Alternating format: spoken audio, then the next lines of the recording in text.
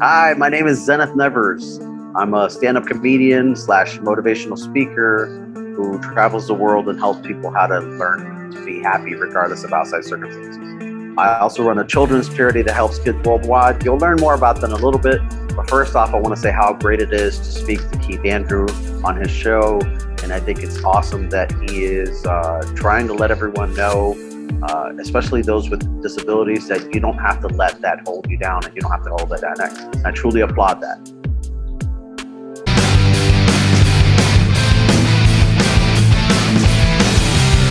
For people who want to know what is the Keith Andrew Network, the whole point of my talk show is to show people that even with having a learning disability, I can still amount to something.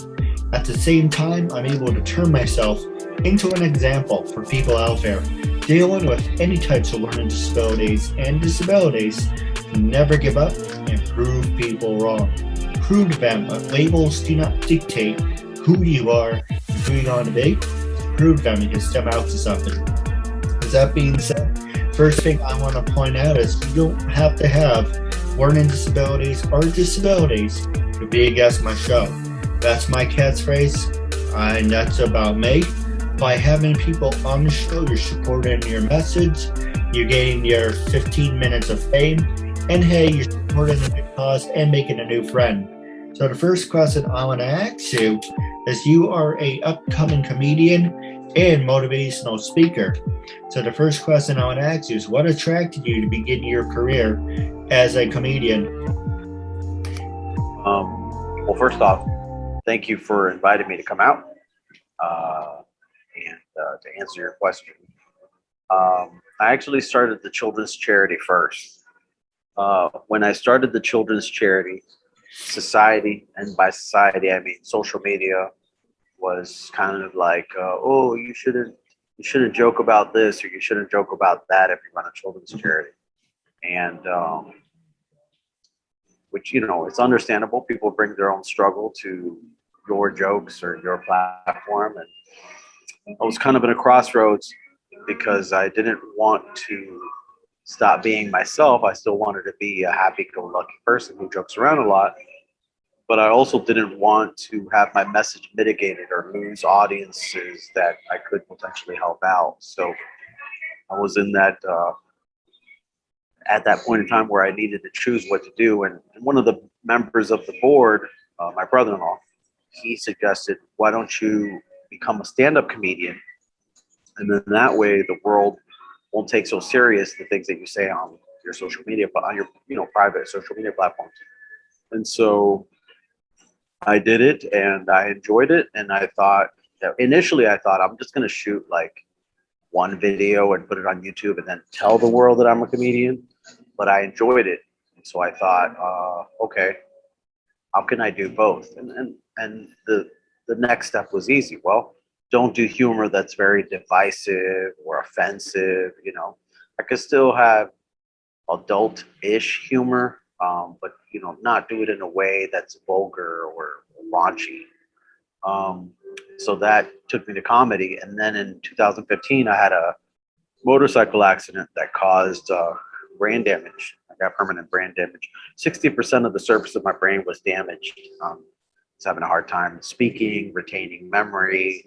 I still sometimes struggle with memory, and speaking not so much unless I haven't slept really well. Then I sometimes have a hard time enunciating well, or I stutter, or I can't remember the word I'm trying to say, like, anyways, that kind of pushed me into motivational speaking, because even with this plethora, this golden corral menu of obstacles, I still was able to maintain a happy-go-lucky attitude. I had a proclivity for happiness.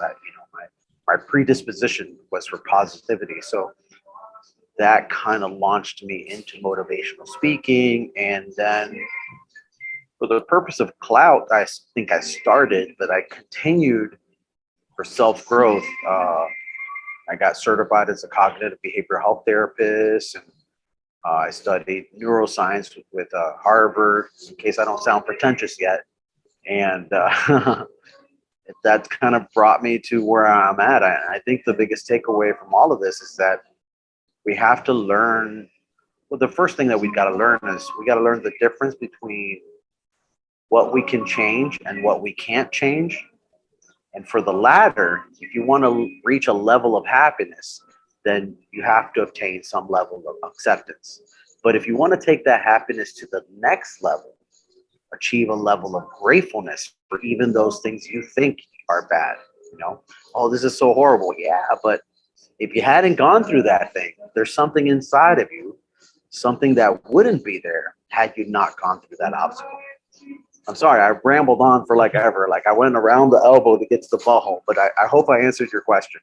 No, absolutely. You just remind me of a comedian I watched yesterday, Jerry Seinfeld, and how he says, great and sucks are like similar.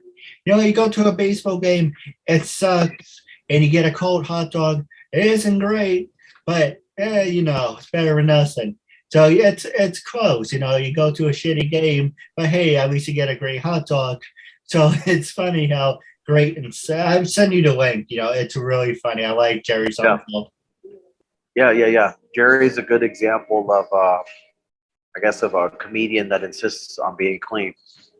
It's true. It's like for the Mets. The Mets suck, but hey, on the bright side, it's a day out.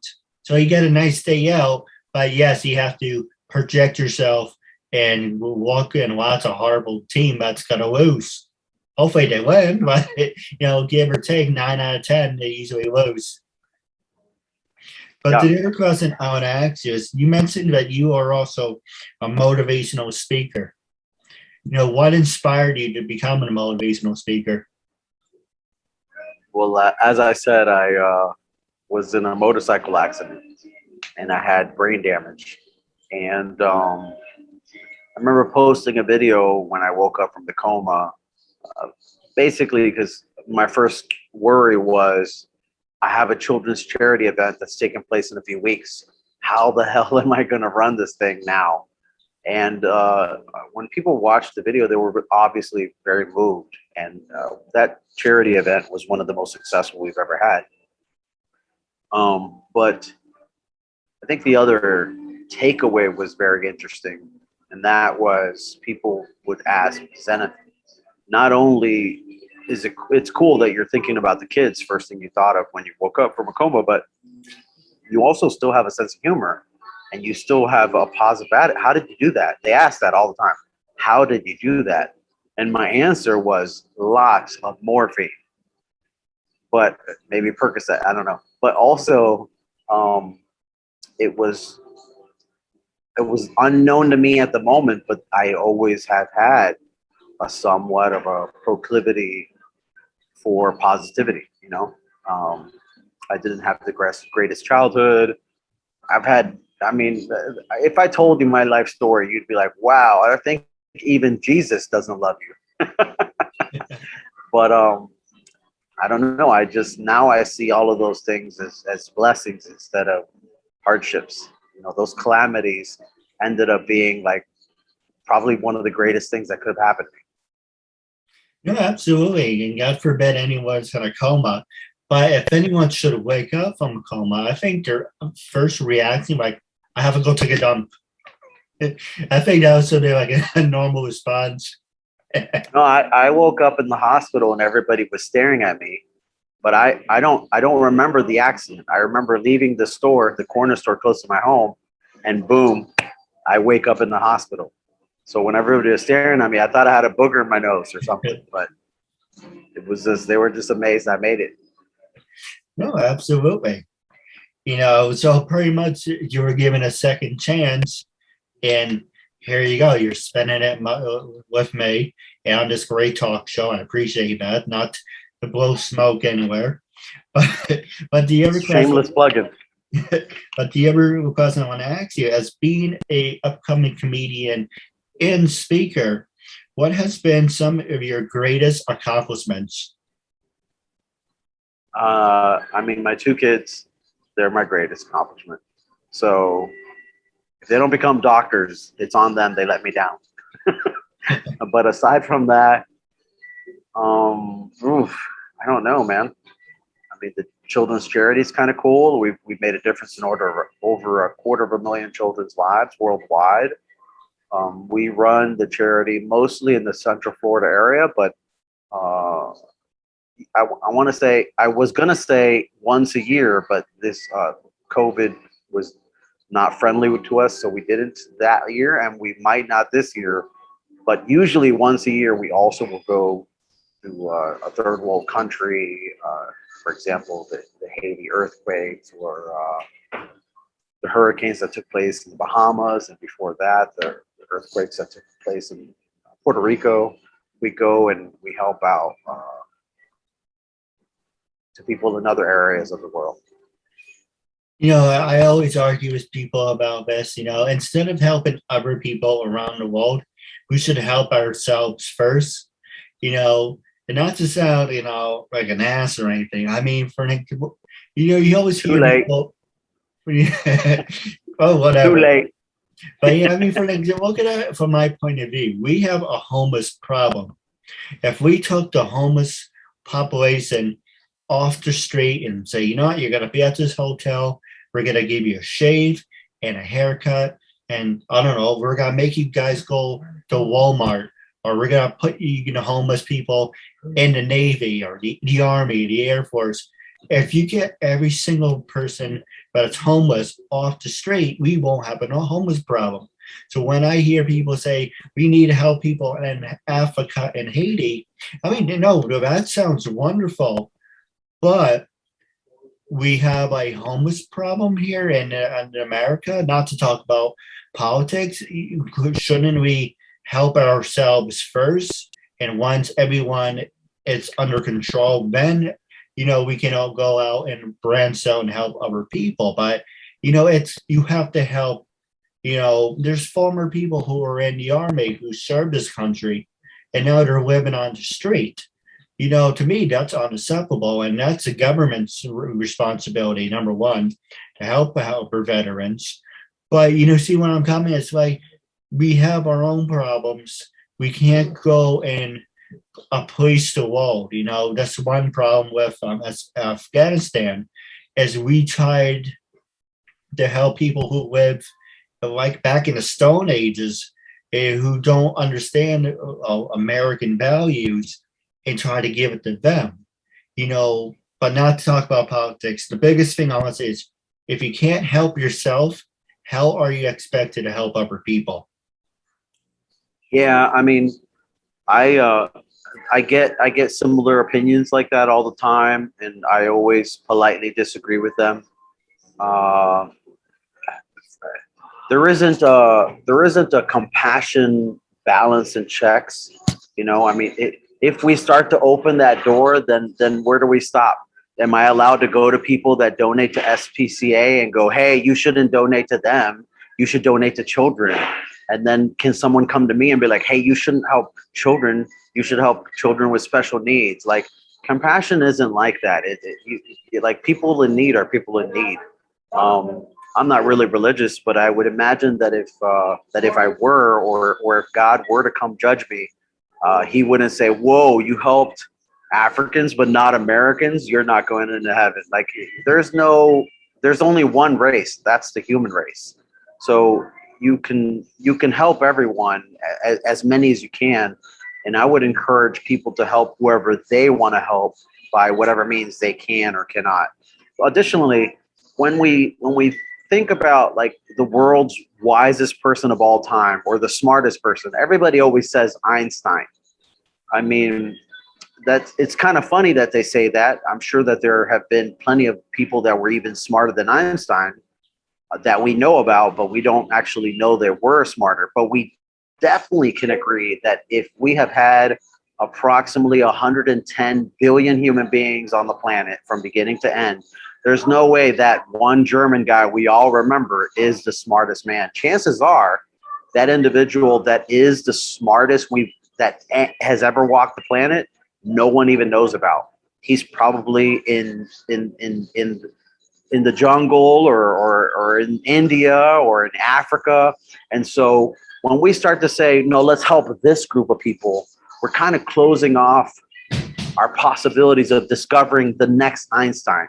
the next person who's going to, because we help that tribe or that town or that nation, because we help them, now we have opened the doors to discover the next person who's going to cure cancer or solve world hunger or world peace. And so I don't know that I would subscribe to what you got to help.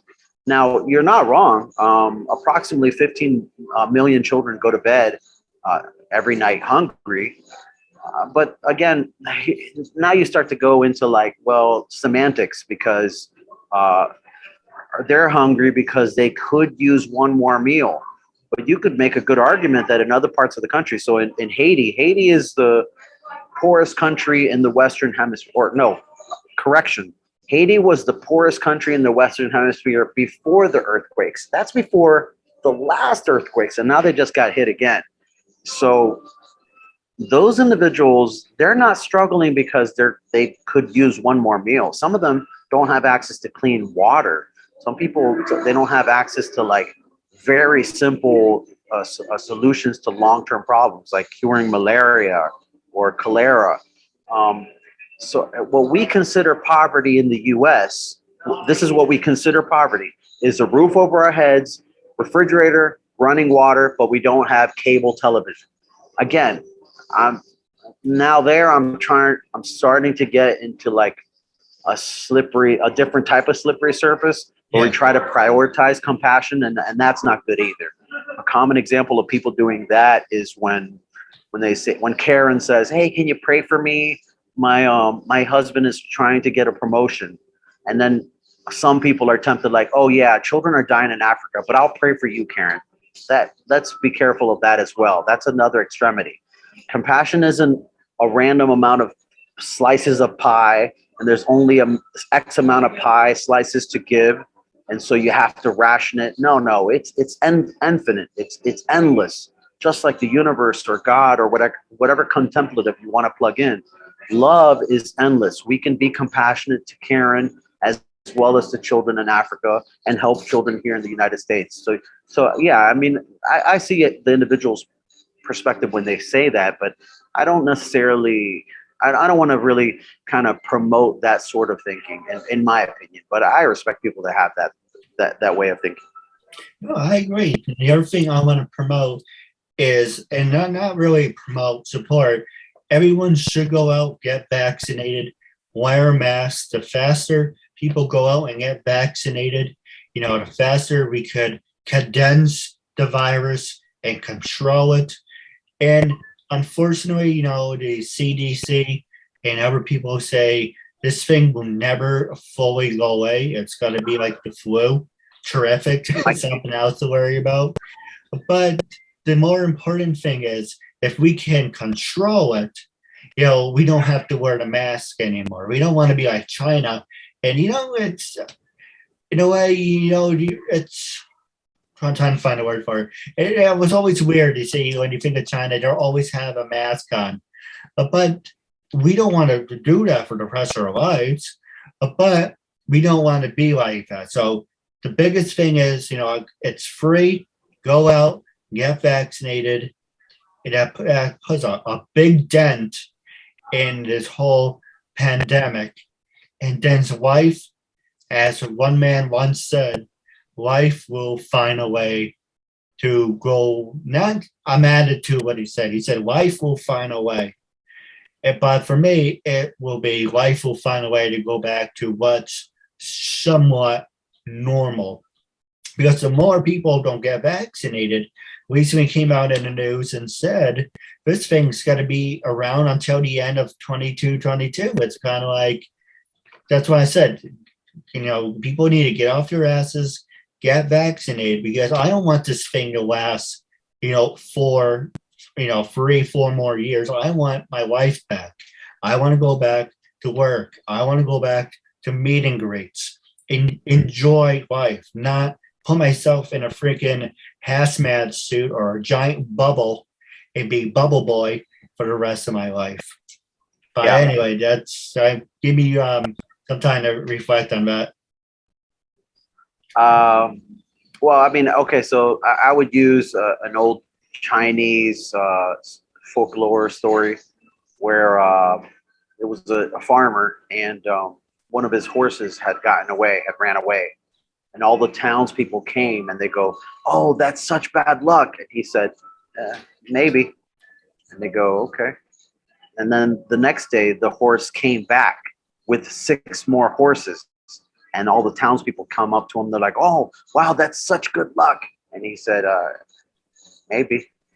And then the following day, his son was trying to train the horses, and he fell off one of the horses that he was trying to, domesticate. And he broke his leg. And the townspeople, they came up to him. They're like, "Oh, that's such bad luck." And he said, "Maybe." And then the following day after that, the government came to draft all firstborn childs from every household, and they overlooked the boy because he had a broken leg. And the townspeople came and go, "Wow, that's such good luck." And he said, "Maybe." I don't really want to tell people how they should or shouldn't live. I took the vaccine. I took it because currently there's approximately 300 and almost 60 million Americans have taken it. A little over 6,000 have had adverse serious reactions. So that's 0.00019% chance that you're going to have an adverse reaction to a vaccine.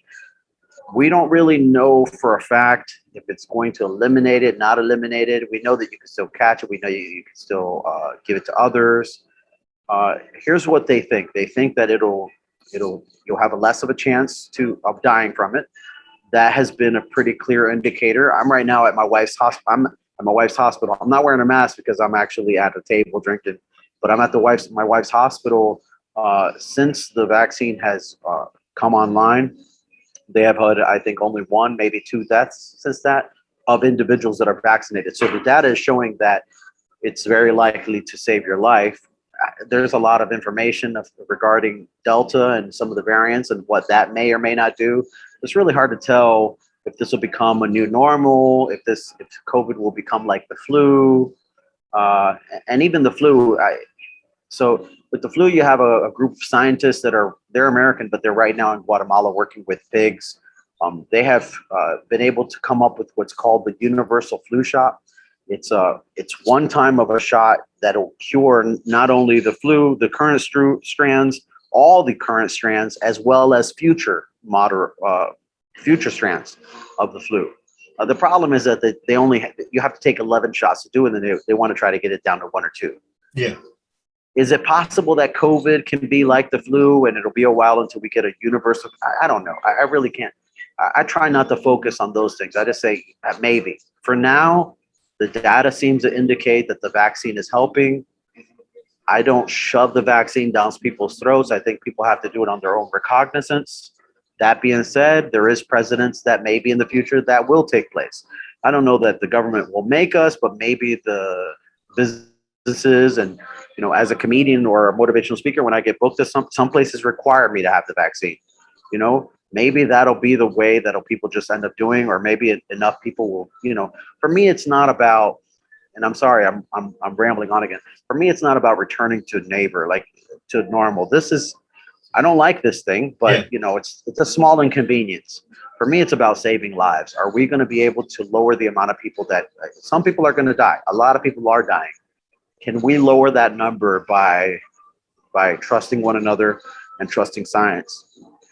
I think so. I don't know. Maybe. Well, I didn't mean for this to be a political episode. And what I meant about when we were talking about the homeless people, I didn't mean to throw my 2 cents in. I just thought. Yeah, I didn't take it that way at all. It is a common thing that there are certain topics that people do commonly bring up. Like, our charity doesn't have any salaries. They're all volunteers. But some people think that means that I'm against individuals getting salaries. Yeah. I'm not. Like, if we had enough revenue and enough capital, we would do the same thing that other charities are doing. A common example that people bring up is the United Way, and how the CEO of the United Way makes $250,000 a year. Well, yeah, but when the United Way was looking for a new CEO, there was the former CEO of Coca-Cola. Can they afford the former CEO of Coca-Cola? Not if they were going to pay him with peanuts. So if you want the best CEO, if you want the best employees, that, you know, we just don't have that capital. But the point that I'm trying to make is there are common things that I encounter, and people have feelings and opinions, and they're valid opinions, at the very least valid to them. And I will sometimes offer like, well, that's one way of thinking about it, and you're not necessarily wrong, but this is how I look at it. And oftentimes people are like, even if they don't agree, they're like, that's interesting that you said that. I'll think about that, you know? No, you're right. You know, and one thing I always got to ask you off the air is, you know, you bring up a good point. I always look for volunteers. I'm like, had a brain fart. Wait, you mean I'm not getting paid for this? Hey, don't be one of those people. But I get those too. But for an example, for the Keith Andrew Talk, I'm always looking for brand ambassadors and say it's volunteer work. They're like, well, you know, volunteers do get paid. Yes, but not all volunteers do get paid. But volunteers don't get paid. That's the word. That's how you use the word volunteer. You pretend to work, they pretend to pay you. That's what a volunteer means. But what they're trying to say is, like, if at some point in time you want to interview, I don't know, Tony Robbins, he's not going to do it for free. If you want that caliber of talent, you might have to pay. So, I mean, but you know, there are plenty of people that have other types of talent, and they can bring a lot and a positive message to your platform, and are willing to donate their time.